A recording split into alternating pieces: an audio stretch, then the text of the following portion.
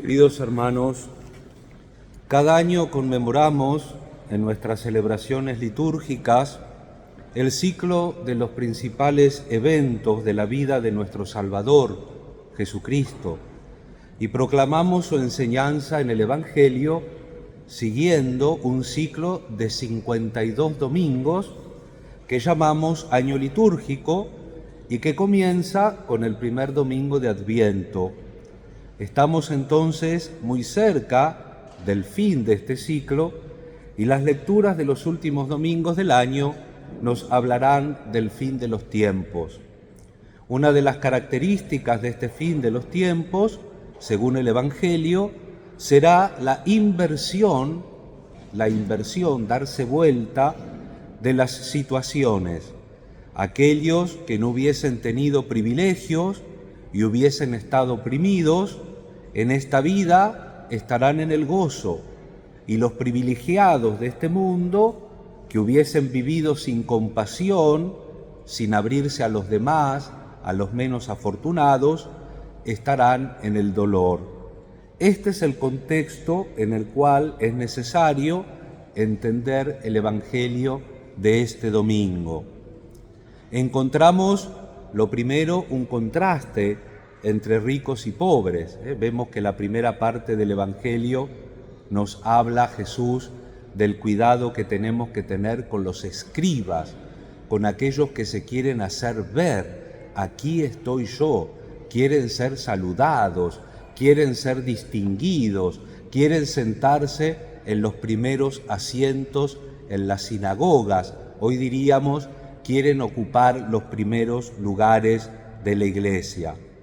Los ricos, representados por los escribas y los fariseos, y como contraparte, los pobres, representados por la viuda que pone sus 2 moneditas de cobre. En el original griego del Evangelio de Marcos dice codrantes. El codrante es una proporción de la unidad monetaria de la época. Equivaldría a 25 centavos de la monedita de la época. 25 centavos, 2 pequeñas moneditas que en aquel momento las monedas eran importantes por su peso. El valor estaba establecido por su peso. Eran 2 moneditas muy pequeñitas de cobre. Cuando uno les echaba las alcancías al tesoro del templo, no sonarían. En cambio, los que querían hacerse ver echaban las monedas de bronce, de plata, que eran muy pesadas y hacía mucho ruido el echar las monedas en el templo. Si nuestro Señor Jesucristo hubiera estado mirando para otro lado, no tendríamos noticia de esta viuda que Él mismo dijo que puso más que todo, porque puso no lo que le sobraba, sino lo que tenía para vivir. Queridos hermanos, los pobres representados por la viuda, de alguna manera representan también a Dios. Los turistas que vuelven y que viajan por el mundo, en algunos países llamados del tercer mundo, tienen frecuentemente la ocasión de dar moneditas a los pobres, sobre todo a los niños que corren detrás de ellos.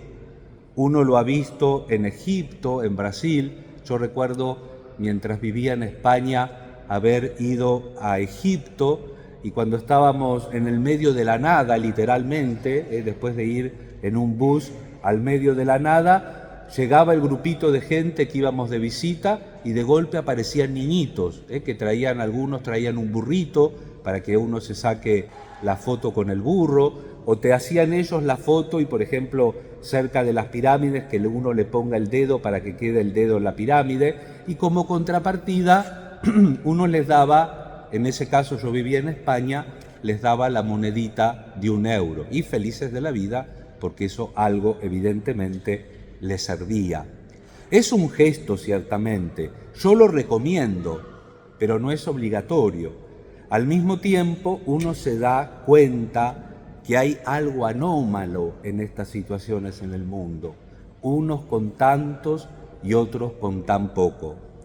La viuda del Evangelio, al contrario, como aquella de la primera lectura, que da de comer al profeta Elías, son mujeres pobres que dan a los pobres, dan de aquello que para ellas es esencial y no superfluo. Esto nos enseña algo muy hermoso sobre Dios. Ya lo dije, si Dios fuera un rico que da de aquello que le sobra, estaría mejor representado por los escribas y por los fariseos del Evangelio, más bien que por la viuda que pone sus 2 moneditas. Pero ¿no se puede decir quizás que Dios nos da no de su riqueza, de su ser todopoderoso, sino de su pobreza? Se anonadó a sí mismo, dice Pablo. Sí, porque Dios se ha revelado en Jesucristo, que se hizo pobre con nosotros y por nosotros. En Jesús de Nazaret, Dios no se nos apareció como un rico turista que lanza moneditas a niños pobres, sino como un pobre que comparte con nosotros su vida, todo lo suyo. Si el Evangelio no fuese más que una condena de la riqueza material, nosotros podríamos sentirnos a las anchas, contentos, porque nosotros, en la gran mayoría, yo no los conozco, pero en la gran mayoría, podríamos considerarnos, si no como pobres, al menos no propiamente como ricos, en el sentido de la opulencia. Y entonces las palabras duras, o al menos las palabras exigentes del Evangelio en relación a los ricos, no serían para nosotros. Pero el verdadero mensaje no está allí en una condena socioeconómica de la riqueza. El mensaje de Jesús es que Él se fija no tanto en lo que tenemos o en lo que damos materialmente, poco o mucho, sino en aquello que somos, en nuestra propia vida. Jesús mira que nosotros estemos al servicio de aquellos que nos circundan o que nos encontramos en el camino. Podríamos decir, no mira qué damos, sino mira si somos capaces de darnos. Y creo que esto nos ayuda a comprender el sentido de los ministerios en la Iglesia, hoy que tenemos la gracia de que el Deacon Doc comienza su ministerio entre nosotros. Y entonces pensamos en el servicio del Papa, de los obispos, de los sacerdotes, de los diáconos, de los laicos que en todos estos años han contribuido para el crecimiento de nuestra Iglesia.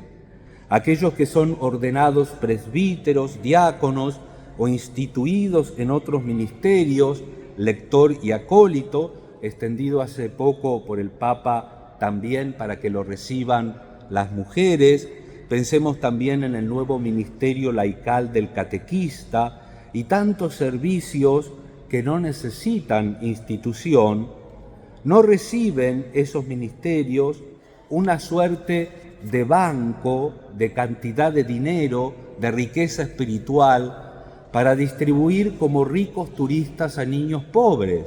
Cuando nosotros hacemos un servicio en la iglesia, el sacerdote, el diácono, los ministros, los embajadores, no le estamos dando una limosna al hermano, espero, sino que nos estamos dando nosotros mismos.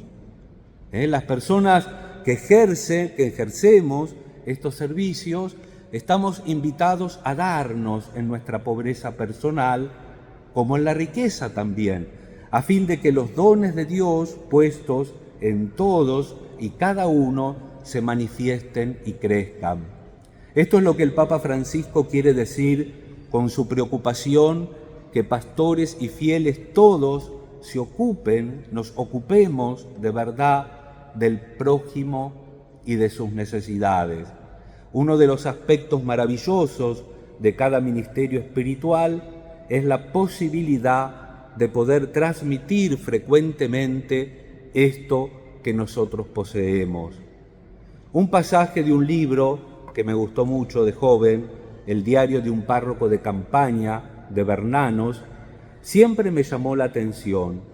Este párroco de campaña debe asistir en el lecho de muerte a una gran dama, una condesa, que estaba en una situación de gran sufrimiento y angustia.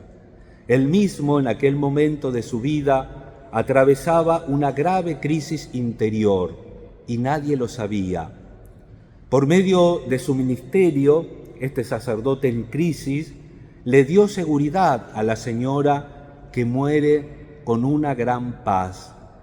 Más tarde, este sacerdote anotará en su diario: «Esté en paz», le dije, y ella recibió esta paz de rodillas. Fui yo que se la di. Qué maravilla que se pueda de esta manera hacer don de eso que no se tiene. Oh dulce milagro de nuestras manos vacías. Eso pasa cuando un pobre comparte su pobreza. Dios hace que de las manos vacías salgan sus cosas. Evidentemente todo esto está todavía mejor expresado desde el punto de vista teológico en la carta a los Hebreos que hemos escuchado como segunda lectura. Jesús no entró al santuario con sacrificios materiales, sino con su propia sangre, lo que quiere decir que no nos dio unas cosas, se ha dado Él mismo a nosotros, nos ha dado su ser, su vida, se nos ha dado como alimento de vida. Pidámosle descubrir cómo, desde el fondo de nuestra pobreza, nosotros podemos ayudar a los otros a descubrir sus propias riquezas, compartiendo con ellos también aquello que no tenemos. Demos entonces en interés al Señor, en vez de al banco, el tesoro de nuestra vida, nuestros dones. No tenemos en efecto nada que no sea un don, un regalo de Dios. Nosotros mismos son don suyo. Y nosotros en verdad, ¿qué cosa podemos retener como nuestro cuando tenemos tanto recibido? Y no solo porque fuimos creados por Dios, sino también porque fuimos rescatados por Él. Alegrémonos también porque hemos sido rescatados a gran precio con la sangre del mismo Señor. Con este precio ya nunca seremos viles ni banales, nadie sobra. Escribe un santo, Paulino de Nola: devolvamos entonces sus dones al Señor, demos a aquel que recibe a través del pobre, demos, digo, con gozo y recibiremos de Dios exultantes. En este sentido también, y con esto termino, escribe un santo que es el día hoy, el 10 de noviembre, pero por el domingo no se lo puede celebrar, el gran Papa San León Magno. Escribía San León: grande es aquel que Él sacará de lo poco disponible, porque sobre la balanza de la justicia divina no se pesa la cantidad de los dones, sino más bien el peso de nuestros corazones. La viuda del Evangelio depositó en el tesoro del templo 2 moneditas y superó los dones de todos los ricos. Ningún gesto de bondad carece de sentido delante de Dios. Ninguna misericordia queda sin fruto. Diversas son sin duda las posibilidades dadas por Él a los hombres. No todos somos iguales, pero no diferentes los sentimientos que Él les pide a ellos. Valoren todos con diligencia la entidad de los propios recursos, y aquellos que han recibido de más, den más. Que María Santísima interceda, hermanos, para que no seamos tacaños con lo más valioso que tenemos, nosotros mismos. ¿Cuánto pesa tu corazón? ¿Cuánto pesa nuestro corazón? Nosotros somos los más valiosos, hermanos, no por nuestro propio mérito, sino porque hemos sido rescatados con la sangre preciosa de Jesús que celebramos en la Eucaristía. Seamos entonces generosos, habiendo sido objetos de tanta generosidad y de tanta misericordia del Señor.